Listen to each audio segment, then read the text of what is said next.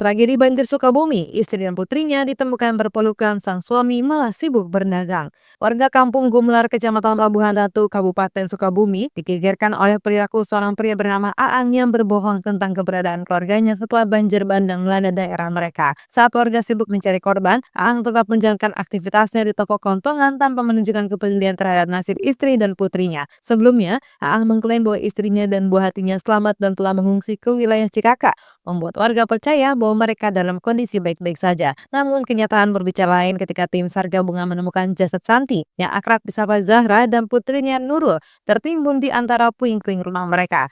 Jasad ibu dan buah hati itu ditemukan dalam kondisi yang berpelukan, terseret derasnya arus sungai Cipalabuhan yang meluap akibat hujan deras yang mengguyur wilayah tersebut. Kejadian memilukan ini semakin memperkuat dugaan bahwa Ang tidak hanya berbohong, tapi juga mengabaikan keluarganya di saat mereka membutuhkan pertolongan. Ketua RW 22 Kampung Gumelar, Reza, mengungkapkan bahwa kebohongan Aang membuat warga geram sejak awal mereka telah berupaya mencari keberadaan Santi dan Nurul. Ketika didesak oleh warga, Aang tetap bersikeras bahwa istri dan putrinya sudah pulang ke Cilacap, meskipun fakta di lapangan menunjukkan sebaliknya. Sikap yang tidak menunjukkan kepedulian menambah amarah warga yang merasa upaya pencarian sia-sia akibat kebohongan tersebut. Saat jasad Santi dan Nurul berhasil dievakuasi, warga semakin tidak habis pikir dengan sikap Aang yang tetap acuh seolah tidak terjadi apa-apa. Beberapa warga mulai berspekulasi bahwa Aang mengalami delusi atau penyangkalan terhadap kenyataan pahit yang menimpa keluarganya. Proses evakuasi jasad Santi dan Nurul dilakukan dengan penuh haru karena kondisi tubuh mereka yang masih dalam kondisi berpelukan menggambarkan betapa mereka bertahan bersama hingga akhir.